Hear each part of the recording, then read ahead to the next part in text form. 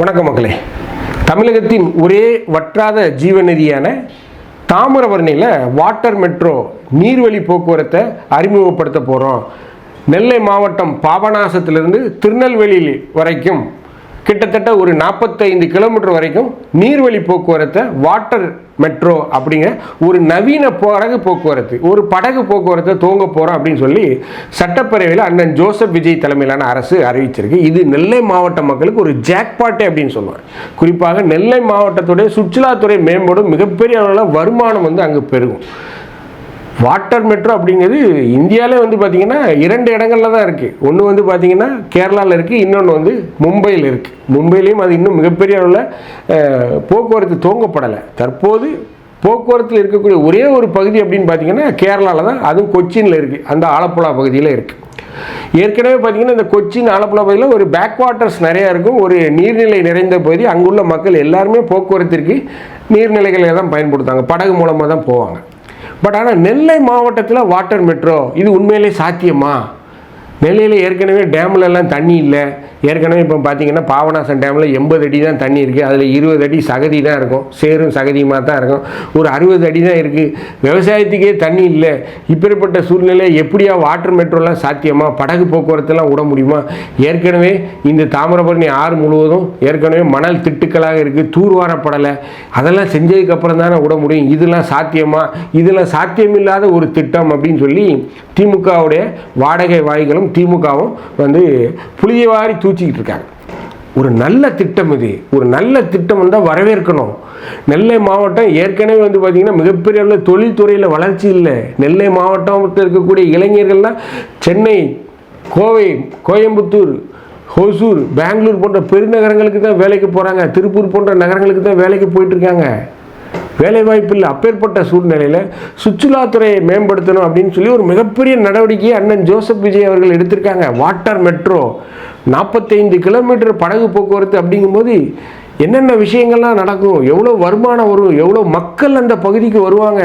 அதனால் அந்த பகுதியில் இருக்கக்கூடிய லாட்ஜுகள் வளர்ச்சியடையும், ரெஸ்டாரண்ட்டுகள் வளர்ச்சியடையும், அங்கு சமையல் கலைஞர்கள் தேவைப்படுவார்கள், போக்குவரத்துக்கு வாடகைக்கு வாகனங்கள் தேவைப்படும், எவ்வளோ வளர்ச்சியடையும். உண்மையிலே ஒரு நெல்லை மாவட்டத்திற்கு கிடைத்த ஒரு வரப்பிரசாதம் சொல்லுவேன். அண்ணன் ஜோசப் விஜய் நெல்லை மாவட்டத்திற்கு கொடுத்த ஒரு ஜாக்பாட் அப்படின்னு சொல்லுவேன்.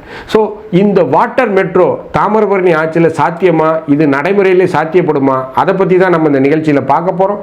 நான் உங்கள் ஜோசப். வாங்க நம்ம இப்போ நிகழ்ச்சிக்குள்ள போகலாம்.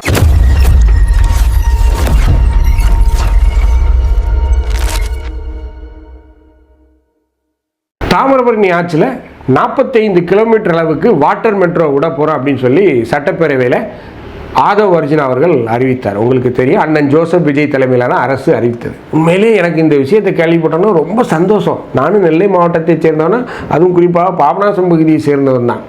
ஸோ பாபநாசத்துலேருந்து திருநெல்வேலிக்கு போட் விட போகிறாங்களா? அதுவும் வாட்டர் மெட்ரோ என்ற நவீன படகு போக்குவரத்து, ரொம்ப அல்ட்ரா மாடர்னாக இருக்கும் அந்த போட்டெலாம், அந்த அளவுக்கு இருக்கும். அதை கொண்டு விட போகிறாங்களா? ஐயோ, எனக்குலாம் கேள்விப்பட்டோன்னா ஒரு கூஸ் பம்ப் ஆயிடுச்சு, ஒரு புல் அரிச்சிருச்சு, ஒரு மிகப்பெரிய விஷயம். பட் அது உண்மையிலே சாத்தியமா அப்படின்னு பார்த்தீங்கன்னா, என்னை பொறுத்த வரைக்கும்னா அதில் நிறைய நடைமுறை சிக்கல்கள் இருக்குது. ஏன் அப்படின்னு பார்த்தீங்கன்னா, படகு போக்குவரத்து சீராக இருக்கணும் அப்படின்னா அந்த நாள் முழுவதும் தண்ணி இருக்கணும். ஆற்றில் நாள் முழுவதும் தண்ணியில் இருக்கணும். இப்போ மிகப்பெரிய அளவில் கோடை இருக்குது, இப்போ எல்னினோ போன்ற மிகப்பெரிய அளவு பருவநிலை பாதிப்புகள்லாம் வருது. ஸோ அப்பேற்பட்ட காலங்களில் இதெல்லாம் சாத்தியமா அப்படின்னு பார்த்தீங்கன்னா நிறைய சிக்கல்கள் இருக்குது. எந்த ஒரு திட்டத்தை போடும் போதும் மிகப்பெரிய சிக்கல்கள் வரும், சவால்கள் வரும். அதெல்லாம் அரசாங்கம் பார்த்துக்கும்.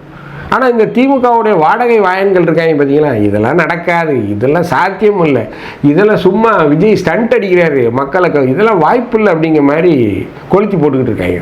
உண்மையிலே என்னை பொறுத்தவரை அரசாங்கம் நினைத்தால் எதை வேணாலும் செய்யலாம். நஷ்டத்தில் இன்னைக்கு போக்குவரத்து கழகம் ஓடலையா? எவ்வளோ பஸ் ஓடிக்கிட்டு இருக்கு? மக்கள் சேவை தானே இது. ஒரு மக்கள் சேவை, மக்கள் சர்வீஸ். நெல்லை மாவட்டம் பாபநாசத்துலேருந்து திருநெல்வேலி வரைக்கும் 45 கிலோமீட்டர் படகு போக்குவரத்து அப்படின்னா எவ்வளோ பெரிய விஷயம். பாபநாசம் கோயிலேருந்து ஸ்டார்ட் ஆகி அப்படியே போய் திருநெல்வேலி கலெக்டர் முன்னாடி போய் நிற்குது அப்படின்னா எவ்வளோ பெரிய விஷயம். மக்கள் எவ்வளோ சந்தோஷப்படுவாங்க, எவ்வளோ சுற்றுலா நடைபெறும், எவ்வளோ சுற்றுலா டூரிஸ்ட் எவ்வளோ பேர் வருவாங்க. 45 கிலோமீட்டர் படகுல போகும்போது ஜாலியாக இருக்கும் இல்லையா. நம்ம இந்த கன்னியாகுமரியில் எடுத்துக்கோங்க, ஒரு விவேகானந்தர் பாறைக்கும் அந்த திருவள்ளுவர் சிலைக்கும் இடையிலே படகு போக்குவரத்து எவ்வளோ சந்தோஷமாக போகிறாங்க. ஸோ அப்போ எவ்வளோ சுற்றுலா மேம்படும், அந்த ஊருக்கு எவ்வளோ பொருளாதாரம் வரும், எவ்வளோ வருமானம் வரும், லாட்ஜுகள் எவ்வளோ தேவைப்படும், எவ்வளோ உணவு விடுதிகள் தேவைப்படும், எவ்வளோ சமையல் கலைஞர்கள் தேவைப்படுவாங்க, எவ்வளோ வாடகை வாகனங்கள் தேவைப்படும், டாக்ஸிகள் எவ்வளோ தேவைப்படும், எவ்வளோ சுற்றுலா மேம்படுவாங்க இந்த வாட்டர் மெட்ரோ அப்படிங்கிறதுனால. மிகப்பெரிய ஒரு விஷயம். நான் கூட இதை நினைத்து பார்க்கல. பட் இதெல்லாம் செய்வாங்க, கொஞ்சம் காலம் கழித்து செய்வாங்க அப்படின்னு பார்த்தோம். பட் உண்மையிலே சூப்பரான திட்டம். நெல்லை மாவட்ட மக்கள் சார்பாக அண்ணன் ஜோசப் அவர்களுக்கு ஒரு மிகப்பெரிய நன்றியை சொல்லிக்கிறேன். ரொம்ப ஒரு அற்புதமான திட்டம். பட் ஆனால் இதில் இருக்கக்கூடிய சிக்கல்கள் நிறைய இருக்குது. என்ன அப்படின்னு பார்த்தீங்கன்னா, மிக முக்கியமான திட்டம் தாமிரபரணி ஆட்சியில் இருக்கக்கூடிய ஆக்கிரமிப்புகள். மிகப்பெரிய அளவில் ஆக்கிரமிப்பு இருக்குது. மிகப்பெரிய அளவில் அந்த ஆட்சி நீரோட்டம், அந்த ஆட்சியின் போக்கை சீரமைக்கணும்.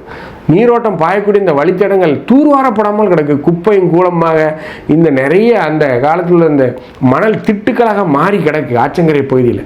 ஸோ அதெல்லாம் தூர்வாரணும். இதில் ஒரு மிகப்பெரிய திட்டம் அறிவிச்சிருக்காங்க. இந்த ஒரே இந்த 5 ஆண்டுகள் இது சாத்தியம் அப்படின்னு பார்த்தீங்கன்னா அரசு நினைத்தால் செய்யலாம்.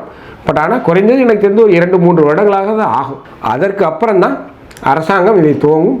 ஸோ இது ஒரு மிகப்பெரிய ஒரு முன்னெடுப்பு அப்படின்னு தான் சொல்லுவேன். இதெல்லாம் யோசிக்கிறாங்க பார்த்தீங்களா. இதுக்கே நம்ம அவங்களுக்கு பாராட்டு தெரிவிக்கணும்.